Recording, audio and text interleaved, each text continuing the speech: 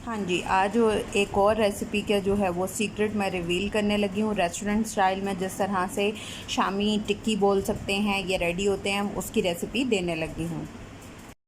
बिस्मिल्लाहिर्रहमानिर्रहीम, अस्सलामुअलैकुम। हुज़ैफ़ा's किचन में सबका वेलकम है। मैं हूँ शेफ़ ज़ोहरा जी। तो सबसे पहले जो है वो मैंने आधा किलो गोश्त ले लिया है, बीफ, और 3 कप जो है वो मैंने चने की दाल है उसको भिगो दिया है। 1 अदद प्याज लिया है, और पीछे आपको लैंटर्न नज़र आ रही होगी, ये स्मॉल साइज़ में है, ये सेल के थ्रू चलती है, ऑन ऑफ बटन इसमें गिवन है, और ये टिपिकल ओल्ड वर्जन है, बहुत प्यारी लगती है, यूनिक चीज़ है।